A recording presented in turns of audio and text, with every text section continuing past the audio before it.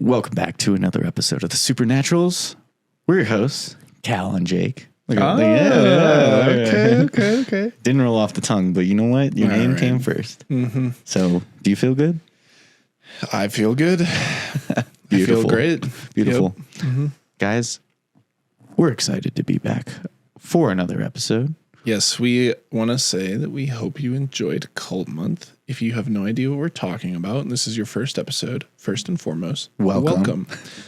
Second of all, there's a massive catalog of episodes that you can dive into, all including a bunch of spooky stuff. And we just concluded Cult Month, which is where we did 4 separate episodes talking about 3 separate cults. Yes, the math does not math there, but that is because one of the cults, Mr. Jim Jones, deserved 2 episodes because he had a lot of stuff. So if you want to go check those out, by all means. Yep, enjoy those. But for today, we're diving back into original episodes. Yes. Some unknowns. Yes, right? This is mysteries. An unsolved mysteries episode. Yeah, these are some of my favorites. You asked for more. We're going to provide more. Mm-hmm. And it takes a lot of time, so they do take a long time. This one, I think, actually, it's taken me the longest of. This is the longest I've ever had to research for something. Cal's like, please listen to the episode. This was I really enjoyed this one. This one was a good one. I got a good one for you guys today. But this episode is just, it was like I had to go to these like the backwoods of the internet is what it felt like to find some of this stuff. As deep as you can go without going into the dark web. Pretty much. Yeah. It was like I had to go to a bunch of Canadian websites and stuff. And I mean, you'll figure out why here in a second, but that's obviously not too deep. But like, you know, there were certain ones that were just like, you could tell the layout of the website hadn't been updated in years and it's super old school and stuff. So I also went and found some police reports, which was really fun to do. I do that sometimes on the pod when we talk about true crime and stuff, but this one was cool because I actually had to I had to look up the guy's name. Like the incident itself didn't come up, which usually it does. Like Amityville, that was pretty easy. You could just search those up just by typing in because it's more famous. I think the Amityville, yeah, obviously. But like this one, I had to find the name, and I only found a first name, and then I found. At least it wasn't John Doe. No, true. But I found like a first name, and then I was able to find like the last name through his like diary, and then I looked. It was crazy.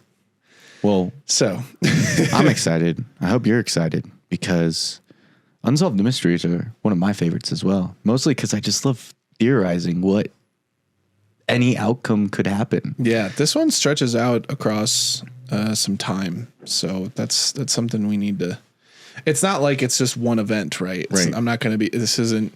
It's multiple events across pretty much years, right? Yeah, it's more of like this area is pretty. Well, you know what?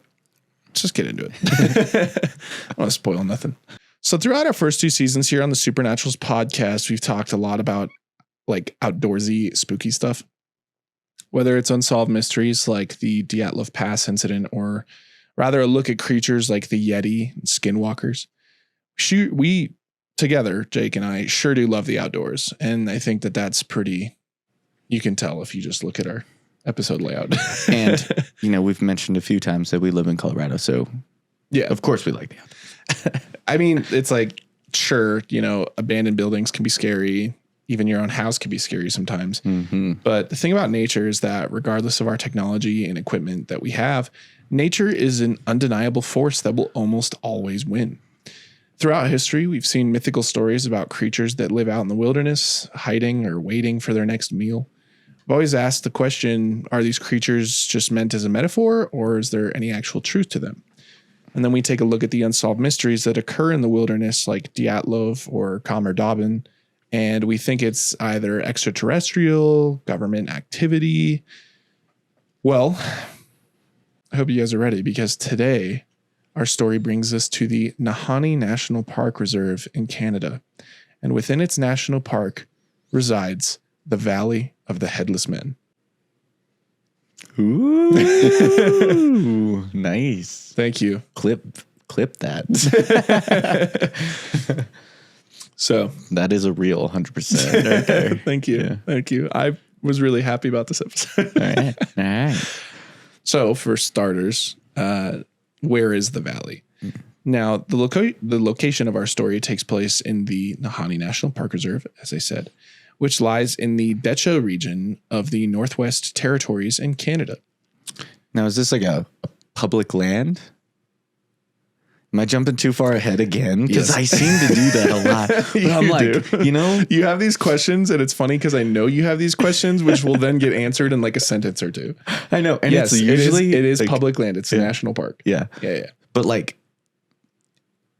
are people on that land constantly? You know, like, No. oh, okay. No. Okay. Because, you know, like the Rocky Mountains, it's a national Everybody's park. But there. like There's everyone roads goes and to, shit. yeah. Well, here. So the thing about Canada is that the Northwest Territories are vast and remain largely unexplored. Okay. So it's just Literally forests. the next sentence. All you to I need to not be so impatient. No, you're good, man. So this is due to the fact that the forested area is so dense that building roads or other ways of travel it's actually quite hard. The Nahanni National Park Reserve is said to be only accessible by air travel, water travel, or by walking to it, which could take several days to even a week. Wow. So It's pretty crazy. I think it is pretty cool though that, you know, like there is still land like that out there, like in, you know, on the planet. Like you hear about like islands that are inhabited by, you know, people that haven't like what's that, North Sentinel Island? Have you heard of that? Is that the one where like They still got like arrows just, and shit. Yeah, they just live off the land and no technology. No nothing. technology. Yeah. Yeah. It's like still Pirates of the Caribbean over there. It's like when you play like a survival game and you wash up on a island. Yeah, and you that's- just have to use like rocks and stuff. That's to literally- make like Yeah. your tools. Mm-hmm. But then you just like fish and live there. Mm-hmm. No government. Well, No. they might have a government of their own. Maybe, but not like. Yeah. You'll have a leader and stuff, Yeah. but probably still like rituals Mhm. and things like that. Yeah. It's crazy.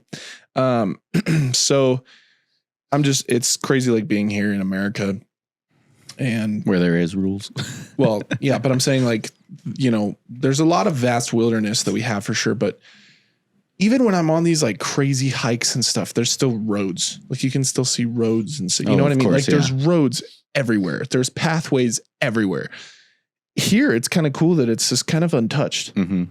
I mean, sure, you can go and camp, and I'm sure there's like trails and things like that, but it's not to the extent of like what we have here. And So with that's- that though comes the easy way to get lost. as True. hell in there. Oh yeah, and it's a pretty decent sized thing. But so there is actually a town. In fact, it's actually the capital and largest town in the Northwest Territories in Canada. It's called Yellowknife. It sits on the northern shore of Great Slave Lake, which, believe it or not, is only about 250 miles south of the Arctic Circle. Really? So we're up here, you know, like this story. It's up there, Mm-hmm. like it's top of the world, kind of. Yeah. Like nearing the top of the world. So the reason why I brought up Yellowknife is because our story takes place 300 miles west of the town, which is the only bit of civilization that is nearby. Nahanni is a 11,000 square miles of pure untouched wilderness. So Is it? It's probably pretty cold up there then usually. yeah, Yeah. I would say so. So Nahanni actually features part of the Mackenzie Mountain Range too, which, if you don't know, is a pretty big mountain range in Canada that forms part of the border between Yukon and the Northwest Territories. Cool. Now, remember how I said this area is almost untouched by civilization? Well, to get to these mountains, there are only two small roads that will take you there, and both of them are in Yukon. Wagon trails. Yeah, which is pretty crazy. The area of Nahanni is actually ridiculously beautiful. I'm talking huge jagged mountains, insanely deep canyons, massive sinkholes and caves, miles and miles of dense timber, and to top it all off, there are tons of waterfalls and geysers. So Sounds like kind of a crazy crazy scene. It sounds like a crazy Minecraft seed. Yeah, it really does. You're like, what am I going to experience today going west? Mm-hmm. So believe it or not, there's actually a waterfall there, Virginia Falls, that makes Niagara Falls look like a bitch. It's 315 feet high, which is twice as high as Niagara. So that's pretty crazy. Are there any pictures of it? Yeah. Yeah. Yeah, dude, you can, I mean, people have gone there. Mm-hmm. You know what I mean? Like you say it like, okay, it's not well traveled to the point where like we're walking up and down and you see, but you can get there. You can get there. Yeah. But it's going to take some work, So there is also a long stretching and wide reaching river, the South Nahanni River, that flows through the entire area, which is pretty cool. So I do have a quick question. Do you know why the area is called Nahanni? Wild guess. Just give me a guess. Used to be inhabited by a tribe with that name. Close. So Nahanni is a word from the indigenous Dene people. Dene, I think is how we're going to pronounce that. Dene. It's a Dene. So that's how we're going to say it. All right. Could be Den. We're the Den people. The Den. That's actually kind of crazy. No, the Den. We'll say Den. So Nahanni is a word in the indigenous Dene people's language that have lived in the area for thousands of years. But they are not actually talking about themselves. In fact, in the language itself, Nahanni means people over there. And the people that they are referring to are the Naha people. So, in a way, the Naha were a tribe of mountain-dwelling people that often traveled down from the mountains in raided low elevation settlements. But other than that, not too much is known about them, except for one thing. One day, like many other indigenous cultures, they vanished. However, it is believed that they may have been ancestors of the modern-day Navajo people. I could see the relation there. Pretty interesting. So while this gorgeous and widespread area of pure nature is fascinating, there are a few locations that reside inside the Nahanni National Park. Those locations have been given multiple names, from Funeral Creek to Dead Man Valley. It's time we dive into the mysteries of the Valley of the Headless Men. For starters, this area we are talking about is a 200-mile gorge that, to be honest, is nothing short of breathtaking. I suggest go check it out. It's pretty cool. But it is said that even the indigenous Dene never dared step foot in the valley. They spoke of an unknown but evil force that haunted the area, although nobody is sure what it is. The following stories take place in the early 20th century during the gold rush. So, interesting. It's just a legend at the moment. Currently, it is just a legend. Yeah. Yes. Obviously, they're going to find some things later on, but that give it the name. It is pretty interesting that there already is like, I got to be honest, if I go to a spot and the native people of that spot say, don't go there, some bad shit's going on, I'd probably have to listen. But there will also be people that want to check it out. I mean, I would want to check it out, but I'd have to fight the urge and go, you know what? You probably know more than me. Because how dumb is it? Like, let's say you're out there in the woods, something crazy happens, and you're like about to die because like a bear got you or something, or maybe there's like a Bigfoot or something like that. Mm-hmm. And all of a sudden, you're just kind of sitting there with yourself and you're like, damn, I could have avoided this because everybody told me not to do this, but I did it anyway. Kind of sounds like the story of Odysseus going through his narrow path of sailing that narrow path with the crazy waves and rocks, right? Yeah. Told not to go to that way because there's two mythical beasts, obviously, but he does. He makes it through it. Flip side of that coin is you don't. I mean, that's true, but I'm sure people either find out the hard way or they survive. True. I guess only you can decide. Only you can prevent forest fires. So the first one, the McLeod brothers. So in 1896, there was a thing called the Klondike Gold Rush. Pretty sure everybody has probably heard of that, right? Growing up, Klondike Gold Rush. Yeah. So obviously it was named that because a shit ton of gold was found in the Klondike River in Yukon. In fact, the gold rush was so big that over 100,000 prospectors traveled to Klondike to find their fortune. Well, that gold rush lasted about until 1899, when people began to believe that Klondike was pretty tapped out. So popularity began to dwindle off, but not for brothers Willie and Frank McLeod. In fact, they left on a journey to reach the Klondike River in 1906, so quite a few years later. Mm-hmm. The route they decided to trek right through Nahanni. Of course it was. There was no word from the brothers in over 2 years. Rumors began to spread that they had found a massive gold mine and they were too busy swimming in gold to not only return, but to send word back home. I doubt that. If you got gold, of course you're coming home.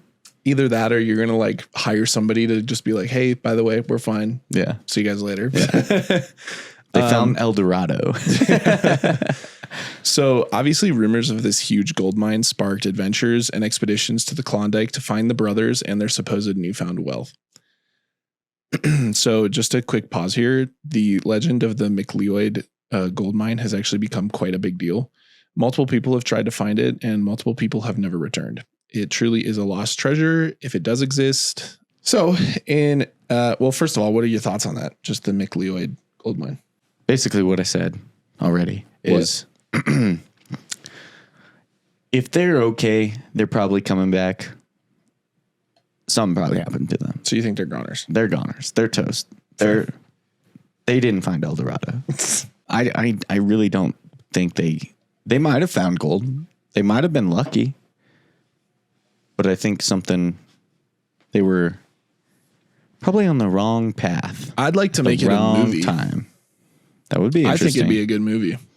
It's like a period piece. Like we don't see a lot of like old school horror movies, like horror movies that take place. I think that's why I like Prey so much, because it takes place in another time. Mm-hmm. But it's like everything's like modern now. Right? I know. That's what I'm saying. It's like I want to see. There's this movie. Sinners was the latest period piece movie. That's true. Right. Nosferatu, you could say as well and stuff. But gothic horror, obviously, but it's like set in that time to be gothic, right? Mm-hmm. It would be an interesting plot, though. I think it'd be cool. All of a sudden, you're like following these guys as they're going to like search for this gold that they heard, right? Yeah, I think it'd be sick, to be honest. And they encounter something crazy in the woods. Film idea for anybody, send it into SPN Productions. You can find the link down below. What, you got something to say? No. You look like you were going to say something. Anyway, in 1908, an expedition that included Charlie McLeod, one of the brothers, set off to find the two and some gold, obviously. There were 7 men in total in the group. However, one day, Charlie made a horrifying discovery. His brothers were sprawled out across a riverbank. So, they're dead. The most frightening thing of all was that both men had been decapitated. Filled with sorrow, Charlie and the rest of the party buried the 2 brothers and marked their graves with crosses. Now, filled with rage, Charlie set off to find the person who did this. He came upon a few fur trappers in the area and asked them about his brothers. Multiple fur trappers said that they did in fact see Charlie's brothers, but they also saw a third man with them. When asked if the fur trappers had ever seen the third man before, they had said they believed that they seen him trading gold at multiple Hudson Bay trading post locations. However, those searches went nowhere. But not after long, Charlie found his brother's old campsite. He knew it was his brother's because Willie liked to leave messages wherever he went, and written on a broken dog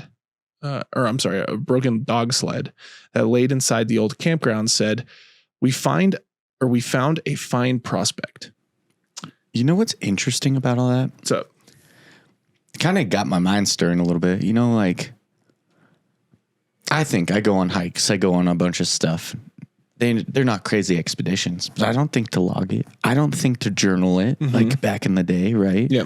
I don't think to do that. Maybe other explorers do. Yeah. But, you know, that wouldn't be the first thing on my mind. I'd be like, oh, shit, we're going to get some gold. Yeah. Be super excited about that. I wouldn't leave messages at our campsite or something like along those lines. Just kind of interesting how times change a little bit, and you know, things of that nature don't really work that way anymore. Fucking spider right there. That's gonna fucking freak me out. Now I lost my thought. No, you said that it changes the times. Yeah, but there was something else I was going to say after the fact. Sorry. On top of theory number 1 from me. Okay. Yeah. This third guy. Right? This third guy. What if he's just like killing these people coming into the area, living off the land, goes and steals what they collect, lets them do all the work for him. I don't know why he would cut their head off, but he kills them, takes their gold, and now becomes a wealthy man. True. It is also important to know that the heads were not ever found. That's okay. Well, that's a pretty important thing. Like someone's collecting them, taking the heads. Yeah. So, ow. Is that the spider? I don't know. Anyway, yeah, no, I do agree with what you're saying though. So after the story was brought back home, word got out that the supposed third man that was with Charlie's brothers was in British Columbia and in a place called Telegraph Creek. Charlie notified the police, and the man was eventually tracked down. He was found in Vancouver, and he was holding on to around $8,000 in gold nuggets. So he definitely stole it. You could be right. Mm-hmm. Martin Jorgensen. Or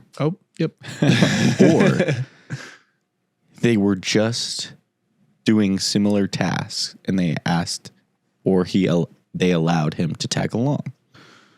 Could be. I personally think if he killed them, he probably just took the gold off their body. I mean, probably. So even if he didn't kill them, he still probably stole them gold. Probably. I mean, So, because you would think he would have said something otherwise, right? Yeah. Like, these guys, someone attacked us or something. Yeah. But he's alive. He's alive and he's somewhere else, like just chilling. Like, it's a little odd. Odd. I've seen The Revenant. So yeah, Martin Jorgensen. After word spread out about the death of Charlie's brothers, the Lost McLeod gold mine became the source of many expeditions, including one Norwegian woodsman named Martin Jorgensen. He entered the Nahanni Wilderness in 1910 in search of the mine. But not only that, because shortly after word of the mine spread, the legend grew into believing that the lost city of El Dorado was somewhere in the vast area of nature. So they were searching for El Dorado. So Martin traveled by himself to seek it out. Martin ended up building a small cabin along the same river where the McLeods were found. It took 5 years until someone found the charred remains of Martin's cabin. And not far from that was Martin's headless corpse rotting along the river. Dang, he got too. Yes. If it was El Dorado. Yep. And someone's protecting it, right?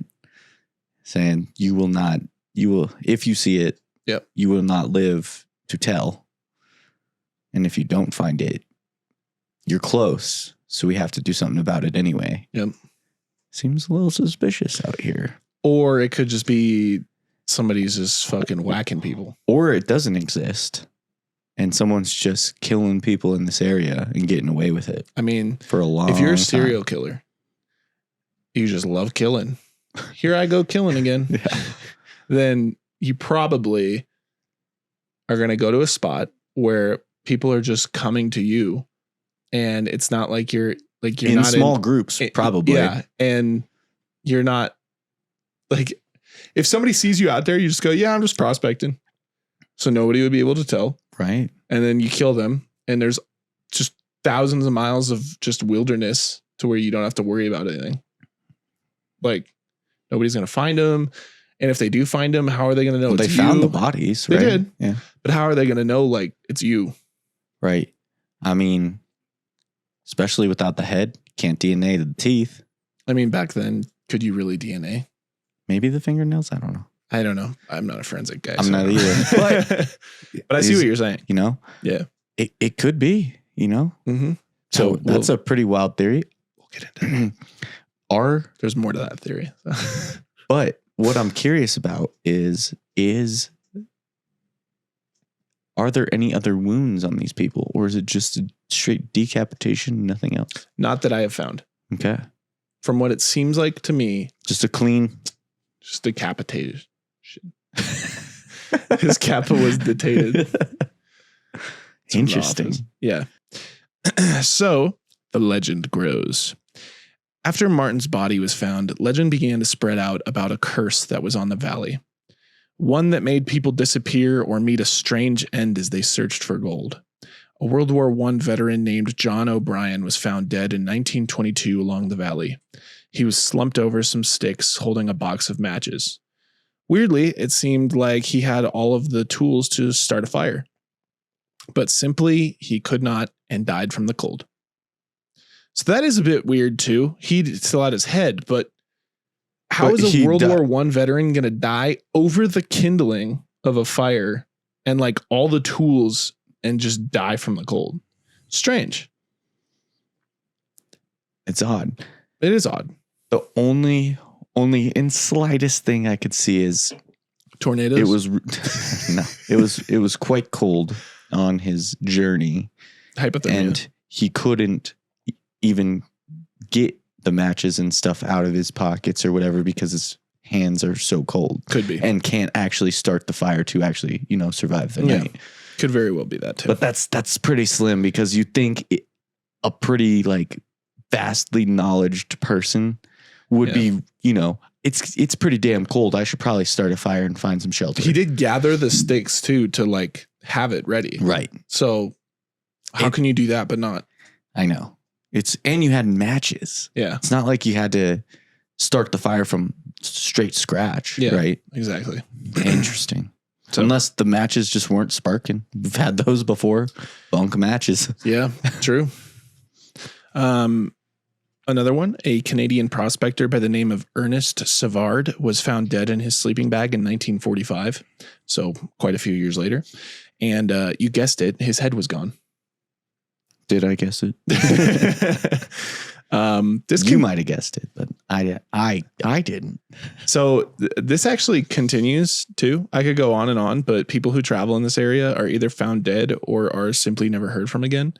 For example, two very skilled fur trappers named Bill Epler and Joe Mulholland were one day at a trading post saying that they would be exploring the valley. And the next day, well, they were gone forever. Never came back. It's not, it can't be a coincidence that all these people and being so good in nature just go missing all the time. That's just, there's something else. Obviously, another thing that so we'll get into like the theories, and the most likely theory is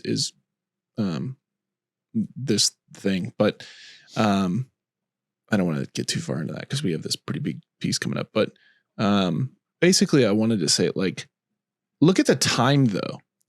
It is crazy. It's spanned across It's not happening like years. It's not happening every day. It's not happening 20 years apart. No, but it's been a chunk of years though. Yeah. Like, I mean, like from, but it's the same story, whatever to it's the same story. Yeah. Every time. This one takes place in 1962. Someone goes into the valley. Yeah. And they aren't heard from again. Yeah. Or their body's found. And they don't have a head. And that it's those two things. Yeah. It's some wild shit. You don't think that they think or even heard, they probably had to have heard stories. 10 years ago, these people went missing in this valley. Oh yeah, we're going to trap some things up there. We'll see. We'll see you guys in a bit. You don't think that ever crossed their mind? It 100% does. Has to. And we'll get into that. There were definitely some rumors flying around. Had to be. Some crazy ones, but there's some rumors. It's like you don't, on second thought, maybe this isn't a good idea. Yeah. So fast forwarding to 1962, Angus Blake Mackenzie. This is the guy that I had to fucking find, by the way. This is that whole story. This guy? Yeah, this shit's fucking interesting. Insane. And these are you can find the whole diary entry, everything like that all online. You got to search for that shit though, but it's there. So Angus Blake Mackenzie, a pilot of a small plane, was making his way over Nahanni National Park. However, he lost control of his plane and he crashed somewhere in the dense forest.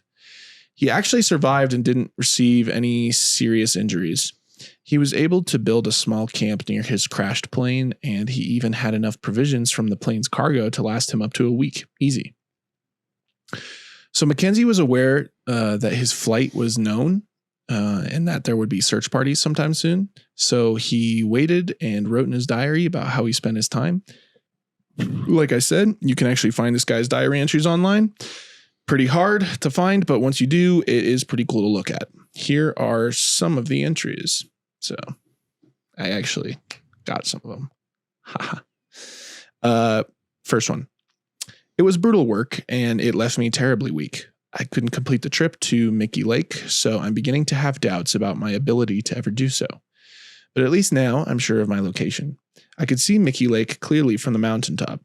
I keep listening for aircraft engines, even though I know it's too soon for them to come. I heard voices, and then I discovered I was talking to myself.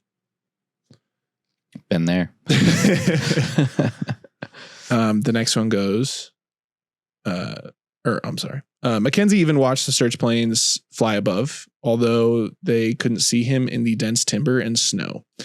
This would be quite unfortunate. Yes. You like see all these planes coming by. You're like trying to wave them down. Yeah. You can't lay out like SOS because you're covered by trees. Yeah, trees and snow and shit. So this continued for 50 days. The constant diary entries explaining his experiences just continued. Another one. The RCAF were west of here all day, but it was cloudy and I saw not a sign of an aircraft. I stuck close to camp, and instead of putting my red sleeping bag out in the snow as I had been doing, I mounted it on a pole and tramped out a SOS in the snow in the open area near my camp. So there you go. Now a sleeping bag, even a summer one like mine, it not light, but that wind stretched it out like a flag. So cool. Can't say he wasn't trying. Yeah. I mean, 50 days though. Yeah. Long freaking time. Be freaking stranded. But then one day, his entries stopped and the pilot disappeared without a trace, leaving behind a pretty cozy camp. This was the final entry in his diary. I heard an aircraft while I was taking inventory. It sounds like the plane I've seen earlier, going up Flat River Way, probably to the tungsten mine 50 miles to the north. He sometimes flies over the Macmillan Lake. The sooner I get there and tramp out a big SOS in the snow, the better. Maybe I'll be seeing you before June. It's not snowing now and I need wood. So long for a while. That was it. Oh. So his campsite was actually found by accident, and sadly, it was discovered that his camp was only about 6 miles from his destination. But obviously, how could he have known that? To this day, nobody knows what happened to Mackenzie. Dang. So he spent all this time, up to 50 days, walking around all these places, and turns out that the camp that he set up was literally 6 miles away from where he was supposed to go. That sucks. But how could you know in a snowy ass forest? You definitely can't. So, yeah, that's quite unfortunate. Mm-hmm. Crazy stuff. So, what do you think about everything so far? Keep your eye and fuck. I know. I'm tired. I don't know why. Anyway, ask that again. Sorry. What do you think of everything so far? It's pretty bizarre, honestly. It's still a mystery. Something's going on for sure. Yeah. There's a lot of similar stories, but it's like the coincidences, you know, spanning so far apart, yet being so similar. It's too weird not to notice. Mm-hmm. And obviously something's killing them. Yes. Pretty cool that we got Mackenzie's diary though. Yeah. Kind of, It's just, explaining his journey and what he had done, and it's kind of cool. yeah, it's somebody's last thoughts to themselves. It's pretty sad, but it's also Interesting. Yeah, it is. Yeah. Because had he not done that, like I said earlier, with me not wanting to document things or not thinking of that in the moment, Mm-hmm. I'm in survival mode. I'm not trying to write my thoughts down. Yeah. But also if you think about it, You're by yourself, though. You probably have a lot of time that you're Yeah. kind of just chilling at your campsite, right? Mm-hmm. So who knows? But it's really cool because you get to kind of be inside their head in the moment of, kind of worst moment of their life. But Yeah. I don't know. It's just interesting. I'm kind of excited to hear the theories coming up here. Yeah, that's what we're on now. So yeah, Because I've had my fair share of them already. be ready for the theories. Yes, there. Oh shit. We got some pretty juicy ones here. There's actually a fuck ton of these. There's a lot of theories. So I just picked out some of my favorites. Because again, it's spanned over so long. I mean, these are they're native. There's like native theories. There's, it's some crazy stuff. So these haunting mysteries have baffled researchers and authorities for years. What could be the thing that's taking all of these men's lives in the Nahanni National Park? Well, we can dive into the more believable theories. For example, you could say it was just fights over gold by fellow prospectors. Maybe the natives didn't like the white men coming onto their territory. Or maybe it was even just a simple grizzly bear. Who knows? For sure, Sol. Think a grizzly bear would decapitate them? I don't know. Maybe eat their head. Remember the nature walk video? When he's like, yeah, bear. He's like, bear scare. He goes, if you're not careful, a bear will come up and eat you in your head.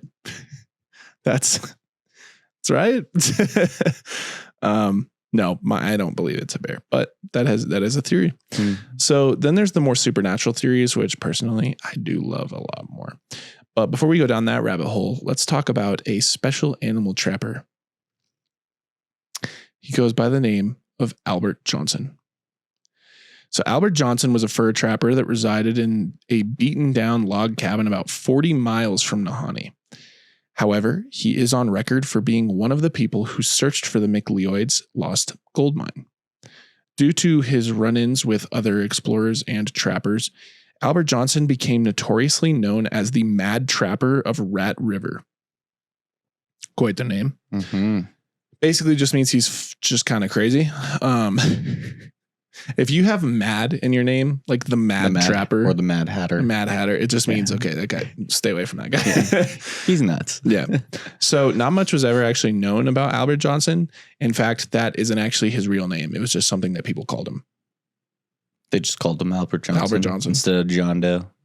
Well, that guy. I guess not. So in December of 1931, a local trapper traveled to town and complained to authorities that someone had kept triggering his traps and hanging other traps from trees. The local trapper believed it to be Albert Johnson, so two men traveled to Johnson's cabin, noticing smoke protruding from the chimney. They knocked on the door, but Johnson refused to talk. The men looked around and noticed strange things around the cabin. One of the men tried peering into the window of the cabin, and Johnson threw a brown sack over the window, blocking the man from viewing anything inside. The men, knowing that they weren't going to achieve anything in their visit, returned to town and got a search warrant for Johnson's cabin. When the two men returned to the cabin with two other men with them, they approached the front door and asked Johnson to come out. When he refused, Constable Alfred King, one of the original authorities that traveled to Johnson's cabin prior, decided to enforce the warrant. He broke down the door, but was immediately shot. A firefight broke out and Johnson was able to run away. The other men grabbed King and brought him back to town, where he thankfully recovered. But with Johnson gone, authorities had to track and hunt him down. Eventually, after a 150-mile-long journey, authorities cornered Albert Johnson near Eagle River, which was in northern Yukon Territory. There, they had a final shootout, which ended in the death of the Mad Trapper of Rat River. However, the reason why this is such a big deal, while examining the body of Mr. Johnson, they found multiple sets of golden teeth that, after further examination, belonged to a few of the men who were found dead. This theory obviously states that the Mad Trapper of Rat River was the one who killed all these men. Interesting. Mm-hmm. Now, crazy 150-mile trek to nail this guy. Yeah. Some tracking skills. Mm-hmm. So, personally, I believe that Albert Johnson and Mother Nature are the causes of these haunting stories. It does seem like he was just pulling the teeth from these men. I wouldn't put it past him to also remove their head. And since no heads were found near any of the bodies, I would assume that this guy probably got him. As for some of the other people, well, Mother Nature sure is a fickle bitch sometimes. Hypothermia, wildlife, weather, all these things could lead to someone's death in the wild. So, Completely. And I mean, in that time, like if you see a gold tooth, you're probably like, ooh, could get some money for gold. that. Yeah. It's gold, right? It's money. Yeah, it's unfortunate, but that's the way it goes. I do think Johnson definitely did the majority of this stuff. I think the decapitations were him and things like that. But the one thing that is a bit interesting, though, is I do think there's something going on there. Maybe a little something. Like if it's just Mother Nature, I completely get that. Like I would not be surprised. But these theories and these events keep happening. Like all the way through like this happened in 1933 or something. It kept going another 30, 40 years. And I haven't seen anything as of lately. But yeah, so. Interesting. Mm-hmm. So I do think there could be something. Like I wouldn't be surprised if there was. But so since we are talking about supernatural stuff, hence the name, let's dive into the more spectral and mythical theories surrounding the Nahanni Valley. Supernatural theories. This one's pretty crazy. The Giants and the White Queen. One night, a group of fur trappers returned from an expedition in the valley. They spoke about a chilling group of creatures that raided their camp. The creatures were described as giant hair-covered men that were led by a skinny and pale white woman that apparently was stunningly beautiful. It is said that the giants would eat anyone they got their hands on. So I don't know, maybe it's just an army of Bigfoots. Big feet. I don't know what you'd call that, but an army of Bigfoot. Who's their leader then? Some lady. It's like, come, my children. This is Deborah. Some random lady. It's the freaking female Bigfoot from that Willow Creek. Oh yeah. I actually do think while it does sound like Game of Thrones, it sounds like something straight out of Game of Thrones. It is something I've seen in like movies before where like the lady meets like an outside force, befriends the force, and then leads the force. Like I can't put like a Star Wars name. What the fuck? No, no. Maybe like King Kong, right? Like the lady in the old King Kong movie or whatever. She King Kong falls in love with the lady, and then he tries to protect the lady. What if this one lady got lost in the woods and she met a bunch of Bigfoots, big feet. I don't actually know what the plural of Bigfoot is. But maybe she does. And then they're like, our queen, like, and then she just fucking leads them and just like takes out people. Maybe. And then these two guys just happen to escape. I probably don't believe this one like at all, but it is kind of cool to think about. What do you think? I mean, it's a cool theory. Jake's like, it's a theory. Jake's like, that shit dumb. I don't know. I think it's just some folktale legend these guys probably told that is just a But then story. what raided their camp? Who did someone actually raid their camp? I don't know. Maybe Maybe maybe not. they found a gold mine and they just came up with an idea to be like, we went through hell for this. Don't go out there. Yeah, don't go out there. We didn't find anything. But and then they know exactly where to go. Could be that. Yeah. Hiding the true treasure. The next one, the Wahila.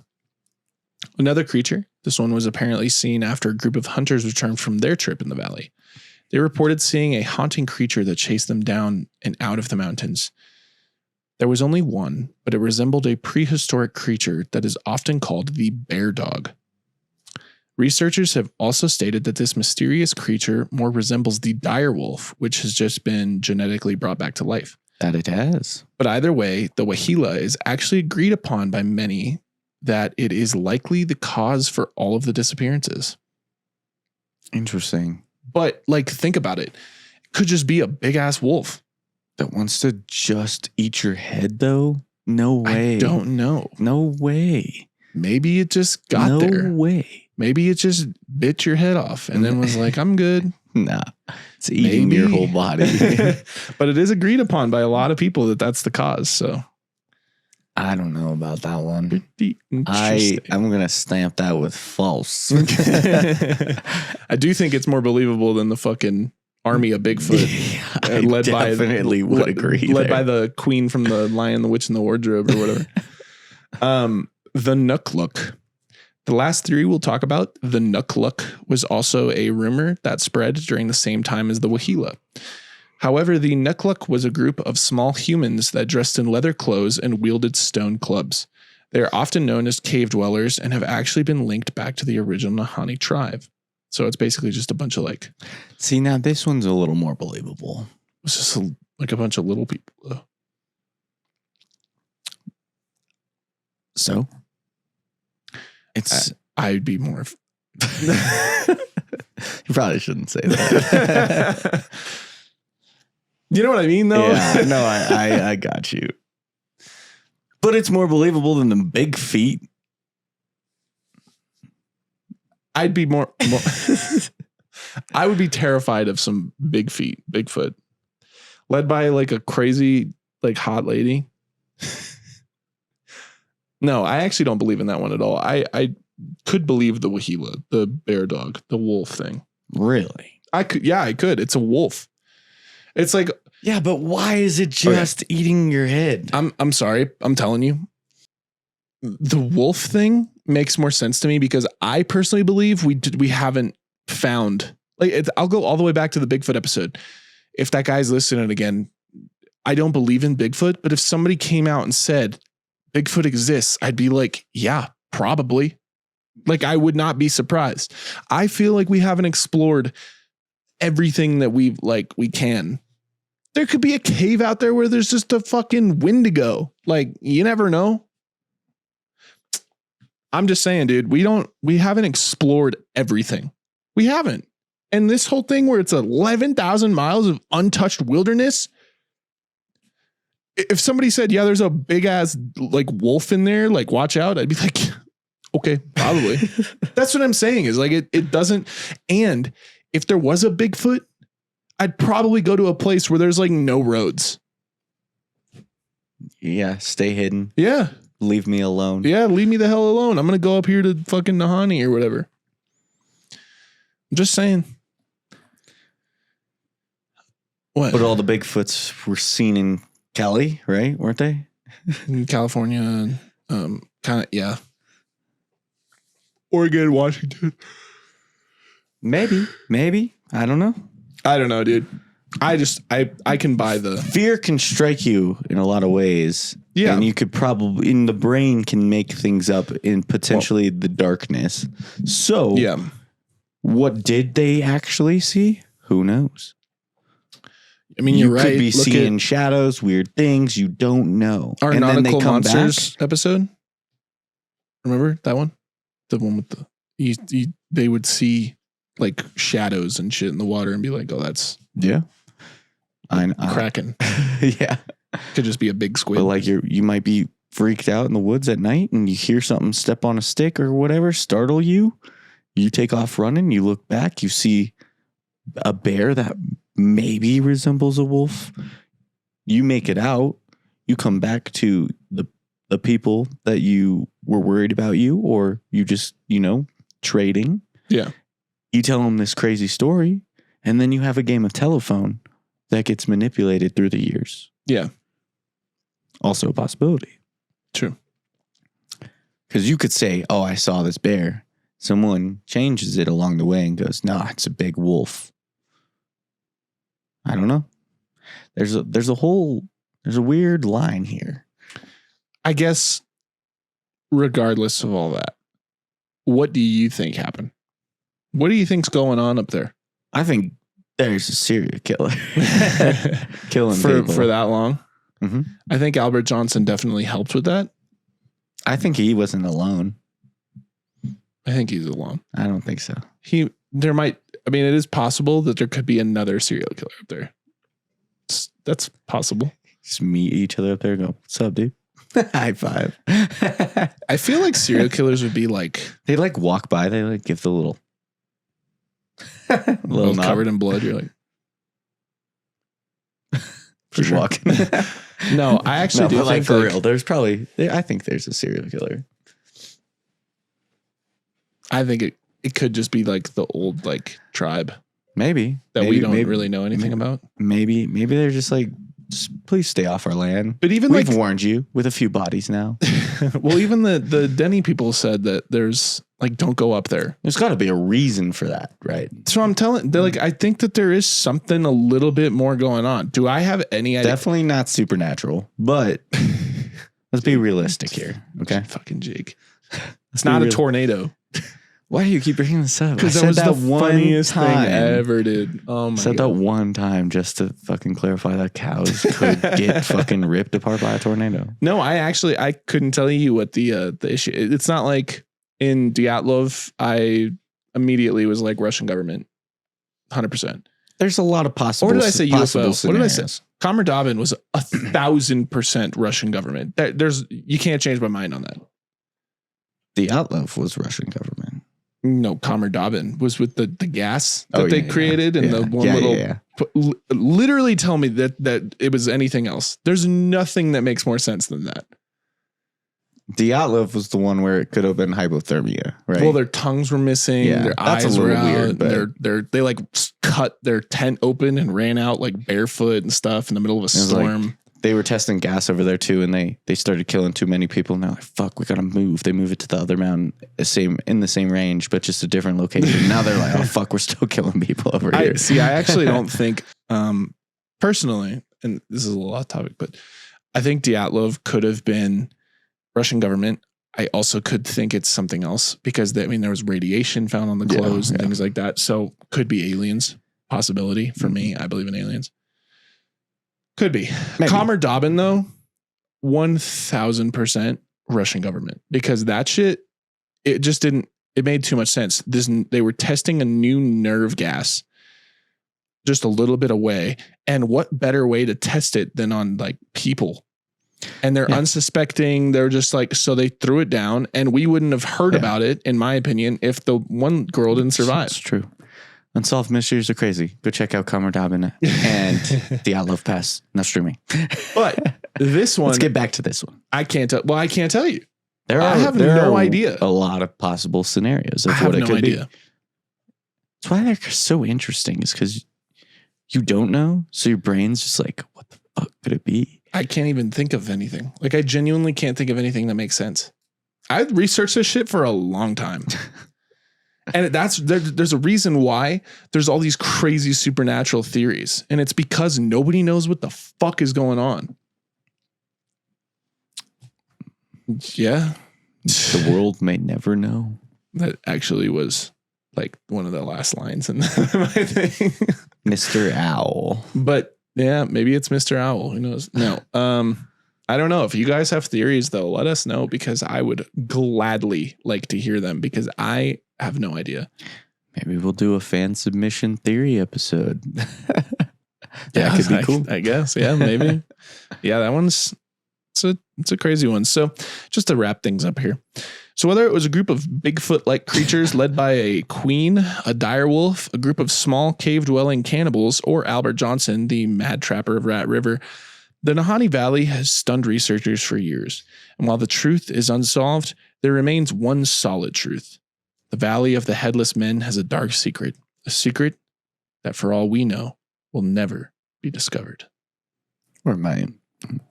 I don't think it will. I think this is it. It's just, It's it's happened for so many years. Nobody's going to. But there's been nothing recently. Nada, dude. Nothing I could find. It's because the mad trapper's out of the picture. No, I'm just kidding. Could be. But you said, when did he actually get caught? What was the year? Did you mention the year? Of when he got caught? Yeah. It's like 33. Oh, so like 1930s. So still weird stuff happened way after, right? Yeah. Bro. In the 60s. Look, I'm just pulling up some pictures for Jake to see. Look at this. It looks stunning, though. The Headless Valley right there. Really cool. Right? Mm-hmm. Yeah, you guys definitely got to go check out some. Definitely look up the pictures. Look at that, dude. It's really, really cool. You know what kind of reminds me of? What? You know, that one cult movie that like where they were exploring the mountains. Oh yeah, it kind of looks like that. The Wahila. Interesting. See the bear dog. That's the bear dog. The Wahila. Yeah, that's a big one. Look, the Nukluk. There they are. Yeah. Who knows? Who knows what happens? But it's always fun to stir on it for a bit. Mm-hmm. Think about it. Anywho, if you have your theories, let us know. We want to hear them because I've had my fair share of them already. Do you have anything that you're like concrete on though? I still am like serial killer. You still think it's a serial killer? I do. Fair enough, dude. I would have to. I am not thinking it's the dire wolf. I'm sorry. If you do, that's cool. It's a good theory, but I don't believe it. Jake doesn't believe in anything supernatural, so he's not fun. Till I see it. Dude, I don't know. Seeing is believing. I don't know, man. There's a lot of stuff that we don't understand. Maybe farther along on this journey, Cal's going to take me to some like crazy abandoned asylum or something. The catacombs are going to freak me the fuck out for some reason. But for why though? If you don't believe anything's like scary. Maybe it forces me to believe. I don't know. But for now, I haven't seen anything. If I fucking see something and then that like never like really happened, I'd be like, all right, maybe I might be on the fence now. Fair enough. But we'll see. I don't know. As of right now, hate on me for all you want. Things happen. I'm not hating on you. You just don't believe in anything fun. I will say for once, I don't believe it was alien. Seems like that's kind of my first thing is I'm like, okay, was it aliens? I actually don't believe this one was alien. I don't think, there's no government up there, so you can't have government testing, probably. Like, what would you test? Just cutting off a head? Like, just like, why just the head? Yeah. So, serial killer, I mean, it would make sense, right? Just cutting off he's got a fucking weird fetish. Who knows? Yeah, collecting heads. So, I don't know. Anyway. Who knows? Hope you guys enjoyed this Unsolved Mysteries episode. It's been fun. It's been interesting. It's been crazy. Full of theories. Till next time. Yep. We got some fun episodes coming up here soon. So, yep. Nearing the end. Nearing the end. Yes, we are. We are nearing the end. Dang.